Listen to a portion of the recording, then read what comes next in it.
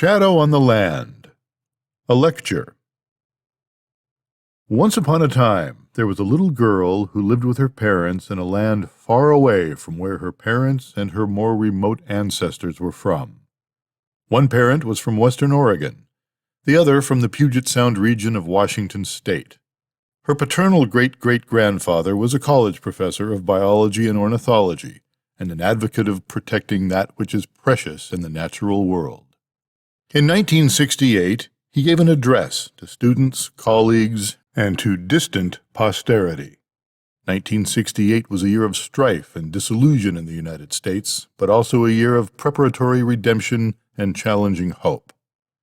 The following is what the teacher said to his great-great-granddaughter over a half-century before she was born.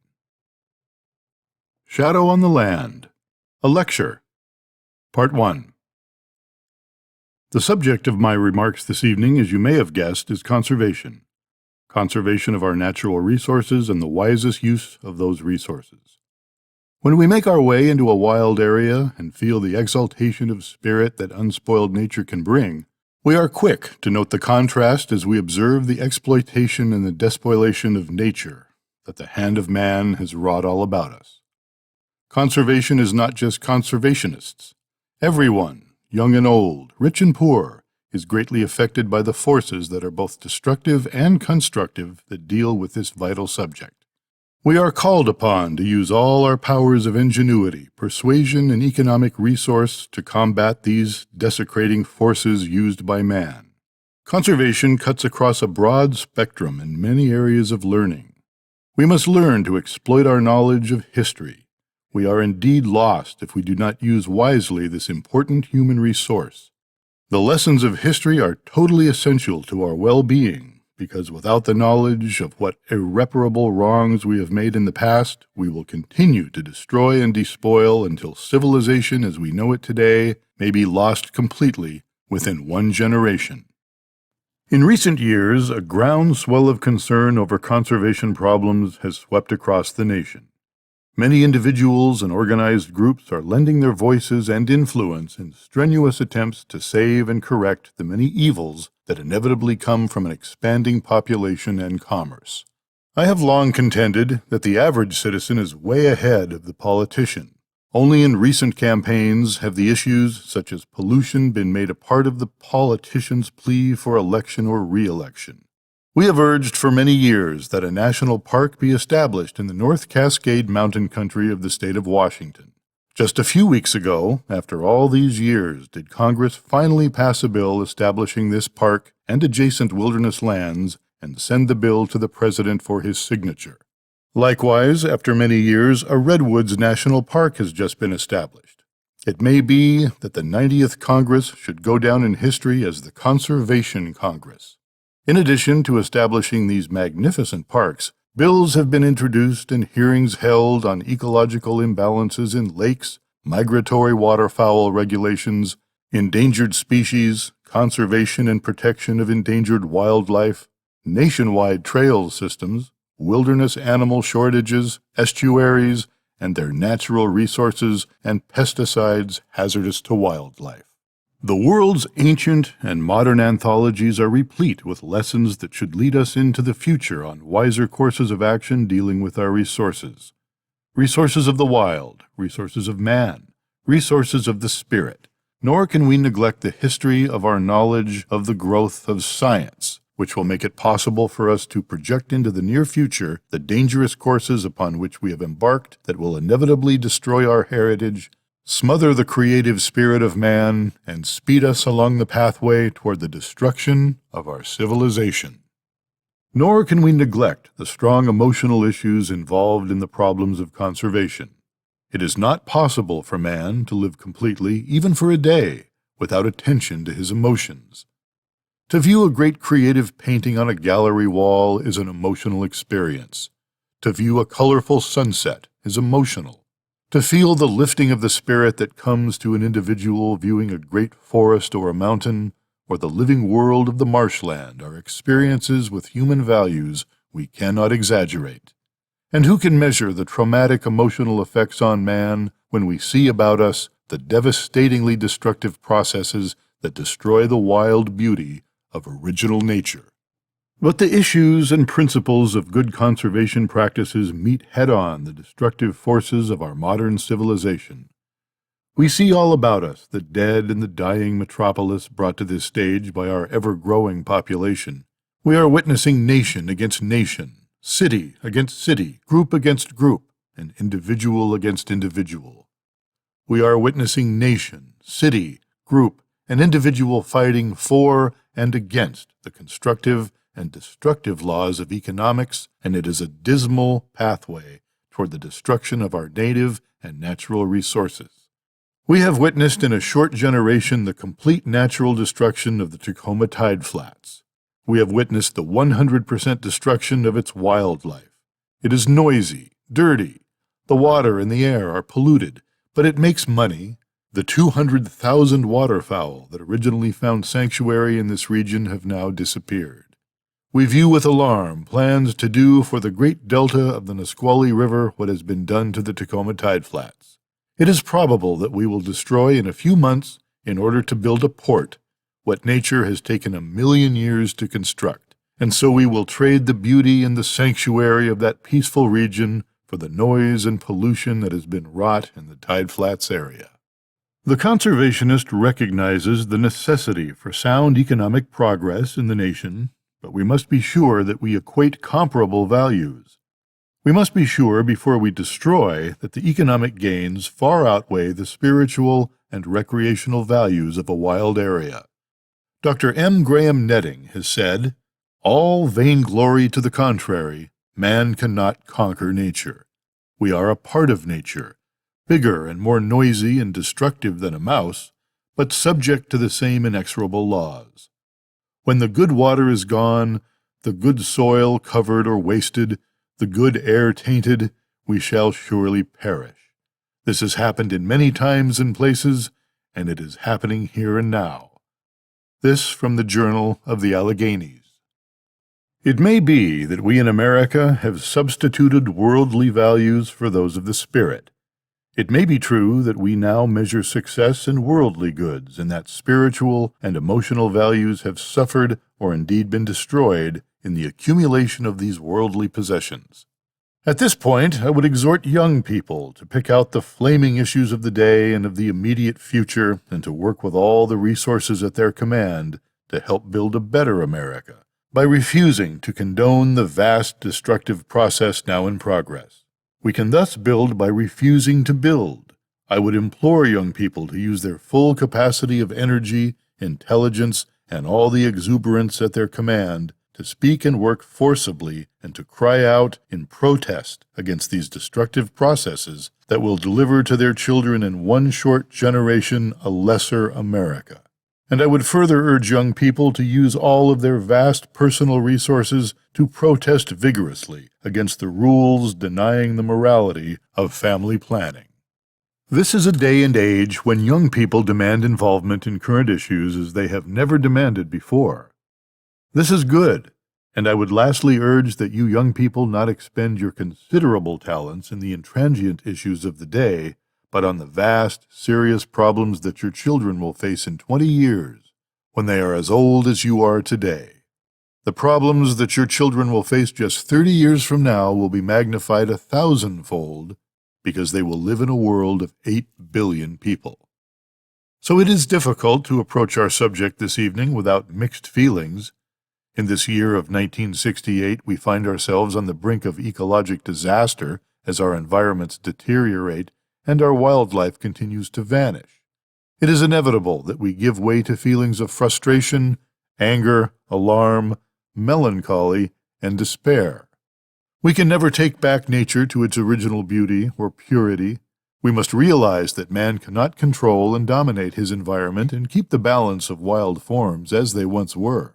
Our only course is to make modern man aware of the destruction we have wrought and hope that education in schools and colleges will somehow cause young people to view with alarm the direction we are taking. In an attempt to understand why we have arrived at where we are today, it is necessary to have a long, hard look at man. Man, the great destroyer. Man the great predator, but at the same time man the humanist and the artistic creator. The first look at man should be directed briefly at his history to see if it can be determined why he finds himself and his place in the world in such a precarious relationship to the organisms about him. It should be noted carefully that there is a great paradox, a great contradiction involved in the human animal. He is, on the one hand, artistic, intellectual, and creative. On the other hand, he is the greatest destroyer and the greatest predator in the history of the world. The paradox continues when we see in man this need for creativity and its expression, and at the same time the apparent need for defacement of the environment in which he lives. Savage vandalism of cities and countryside is difficult to explain.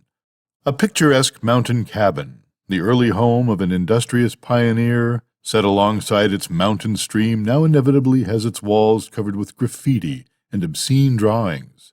What possesses him who labors up the mountain trails only to litter the trail side, carve his initials on the tree trunks, destroy the trail signs, vandalize the shelters, and cover every available space with obscenities? He comes to enjoy, stays to destroy. Man is one of two animals in the world, the other is the rat, that out of malice alone will destroy wholesale his fellow man and his possessions. He has never learned that it is not possible for him to manipulate his environment for his own needs and selfish purposes and retain the environment. Indeed, he has never learned to manipulate at all. We have reason to believe that even early man had his sense of aesthetics well developed. This can be shown by the paintings that exist in the caves of southern Europe. We can imagine numbers of these Cro-Magnon people who inhabited these caves waiting out periods of bad weather. Perhaps some of them tried their hands at designs on the walls of the caves while waiting for a storm to pass. They then probably tried to depict some of the scenes of the animals with which they were familiar. The first designs may have been made by these cave dwellers wiping stains from their fingers on the walls. The next logical step was for them to chew the end of a stick to make a brush, and then to draw using the pigments from the earth, berries, and insects. Their sense of proportion and color were very good. They understood the form and the anatomy of the running animal. They probably liked what they saw. It is fortunate for us that the smoke containing carbon from their fires covered over the paintings to keep them intact and in good order for the thousands of years since they were painted. This might be the first art museum, and it might be the first collection of modern art in the world. In the New World, we can gain an equal insight into the probability of aesthetics by the examination of artifacts and skeletons of early man in the Western Hemisphere. A classic example of these observations can be made on the recent discovery of Minnesota Man, found in the glacial varves of northern Minnesota.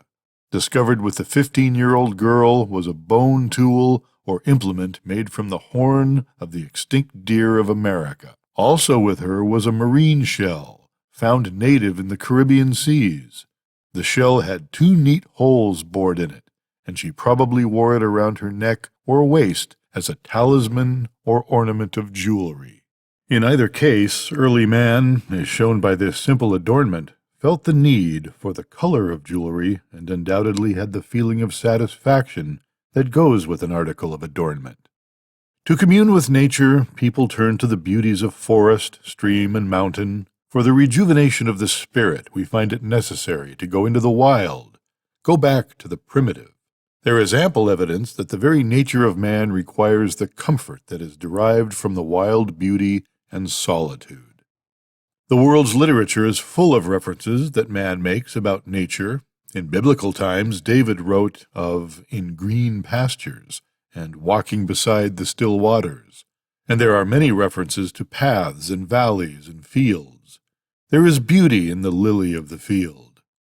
Jeremiah, one of the great men of the Bible, longed for the return of the birds, and he has said that "the stork in the heaven knoweth her appointed times, and the turtle dove, and the crane, and the swallow observe their time of coming." It may well be that Jeremiah is the first recorded amateur ornithologist or bird watcher. The prose and poetry of America are full of references to nature. Isley has said that we are the inheritors of the Anglo-Saxon tradition of writing in the field of literature on nature in a way that is not evident in other cultures. This great tradition, incidentally, should be continued. It is probable that more attention should be paid to the grade school literature of America. Such humble but beautiful poems as those by Whittier, Bryant, Holmes, Longfellow, Lindsay, and others should be read and assigned more widely to children. The poet Lindsay had the true feel of the land. He has said that he wanted nothing to do with cities, railroads, money, baggage, or even fellow tramps. He asked that people regard beauty as holy, because beauty of sky and landscape stem only from God. Furthermore, man's attempt to mold his environment to fit his needs only furthers the destructive processes.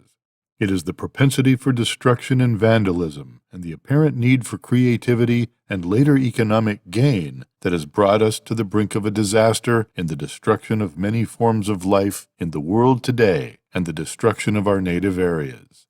Man may have entered the biological world in the late Pleistocene, or he may be as old as 1,500,000 years.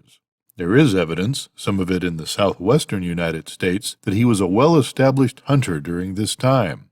Stone arrowheads embedded in the bones of extinct Pleistocene mammals demonstrate the artistry and skill of this early man. On our continent, there are man-decorated bones of mammoth or mastodon, dated by the carbon-14 method at about 300,000 years. In the beginning, man was a food collector. He gathered vegetable material with the aid of a digging stick. He hunted, skinned, and cooked small animals with the aid of primitive tools and fire. That he was intelligent is pointed out by the fact that he knew fire, could create it, and keep it going. He may have been intelligent enough to discover and use fire accidentally set by lightning. Slowly, early man, as in modern man, became nomadic and ventured into new territory. It was thus necessary for him to increase his capacity for hunting and endurance, and so he invented projectile weapons, spears, and bows and arrows, many of which he decorated. Eventually, he used dogs for hunting and for partially making up for the deficiency in his sense of smell. He could see which animals were warm, and so he took animal skins for his clothing for warmth. In the natural course of events, conflicts arose with other men who lived and traveled in groups, and so hunting territories were staked out. In ancient times, populations became increasingly restless. Hunters wandered to the ends of the earth throughout the Old World across the Bering Ice Bridge or the Aleutian Land Bridge and down the length of the American continent. Originally large belts that are now uninhabitable deserts were once green and fertile and full of game. It was a time of plenty for hunting tribes, whether they were hunters of mammoth, elk, bison, or modern animals. As hunters of game, migrations carried them to the far corners of the earth. The climax of these migrations coincided with an efficiency in the killing of game animals that greatly reduced their numbers. Man, as the predominant animal, has always shown a superiority of brain over brawn. Primitive villages and primitive groups of people settled along rivers and in the fields along rivers. They were in the open for protection and where sunlight could help to grow the crops of grain they had sown. The river water helped in the irrigation of their crops and was easy and at hand for man to drink. A milestone was reached because now man no longer depended strictly upon hunting wild game, animals, or digging in the ground for roots. Now he could maintain domestic animals and grow crops. Probably the early domestication of animals started with young animals that were relatively easy to keep and least inclined to run away.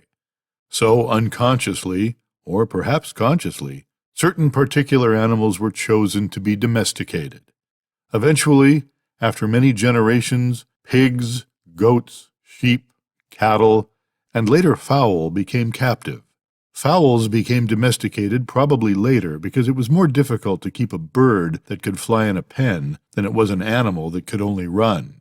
About 8,000 BC, the grassy uplands of the sources of the Tigris, Euphrates, and Jordan rivers were used for food production. There is little doubt that it was here man first began to control or attempt to control his food supply, and to form or to settle in communities.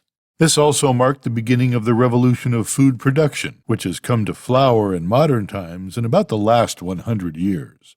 In this period, which is only 36,500 days, we have seen a startling culmination of this flowering and the concurrent destructive forces that have brought us to the crises and emergencies which we face today. We'll continue with Shadow on the Land in Part 2. Good night, Nora.